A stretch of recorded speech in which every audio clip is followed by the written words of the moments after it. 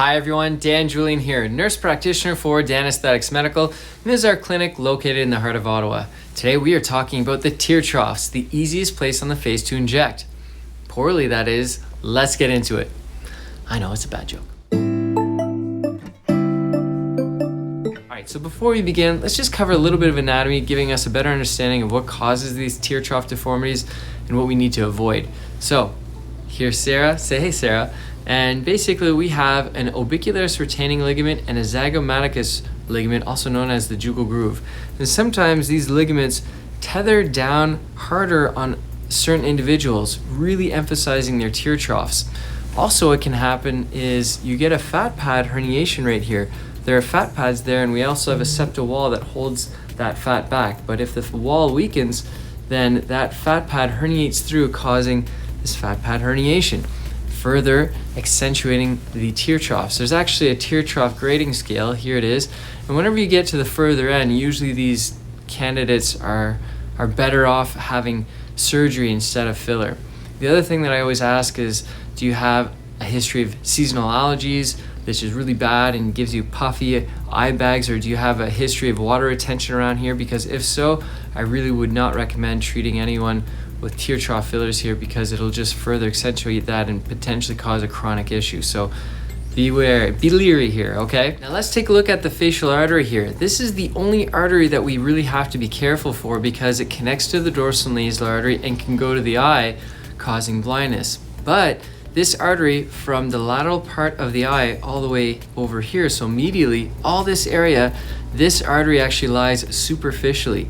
And it usually runs around here, not all the way up here. So where we are placing our fillers are actually right along that orbicularis retaining ligament, and we're going to be placing it deep. So as long as we're staying deep, we're staying away from that facial artery. So this is actually a relatively safer procedure, and there are usually minimal consequences with regards to that artery here. So that's good to know. Now remember, fillers for the under eye are designed to restore volume depletion, not dark circles. Indirectly, sometimes whenever we do fill the hollowing, it deflects the shadow and gives the illusion of having lighter under eyes. But if you genetically have darker under eyes, maybe a cultural background or because your parents had it and that's something you just naturally have, fillers likely won't treat that. You'll likely need a lightening cream, maybe some PRP, maybe some radiofrequency. There are other options in conjunction with fillers sometimes, but it's not designed to treat that. Keep that in mind. Also, let's go over why tear troughs are problematic in general whenever we're treating them, and you're not looking for perfection, you're looking for an improvement. Let's get into that.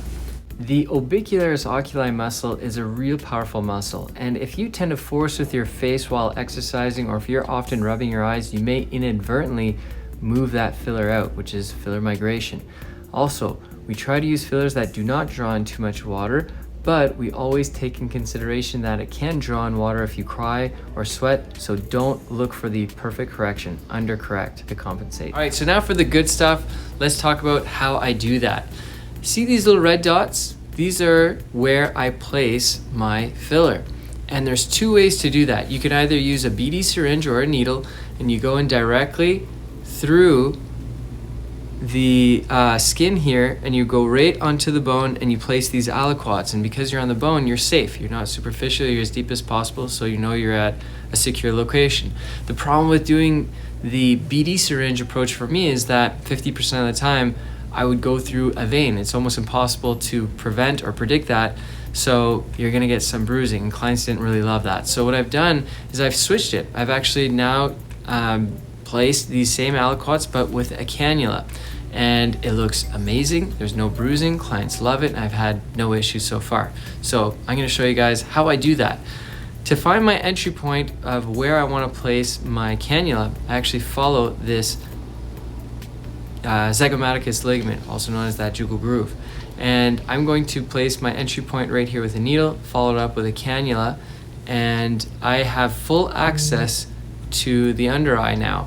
And it's very easy for me to do that. I go underneath the muscle until I feel a little resistance, which is that ligament, and I don't want to go through it. I go right at it and I place 0.01, sometimes 0.05 aliquots of a very low G prime filler, something as soft as possible.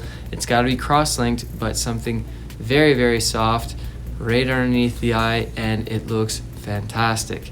Now, this works beautifully for 95 to 98% of my clients, but sometimes you'll get a client who has a real stubborn tear trough, and it doesn't matter what I do, it still, isn't giving me the look I want. So I will actually go back, and right around this area, I'm going to bring my cannula on top of the muscle, and I'm going to place a very, very tiny amount, probably 0.001 if that's even measurable, but it's that small, just to say I'm covering that line. And then after that, I smooth it out either with my finger or my wet cotton swab, and I just take my time. The trick whenever you're doing the tear troughs is easy on the gas. Very, very, very, very light amounts.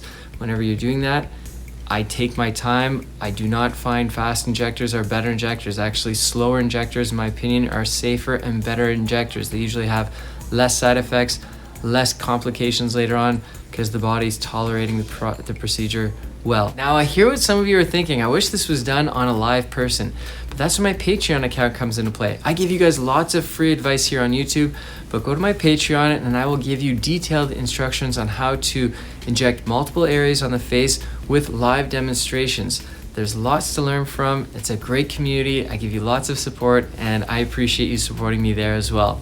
So until the next time, take care of yourselves, exercise daily, and please be nice to absolutely everyone. Take care, guys.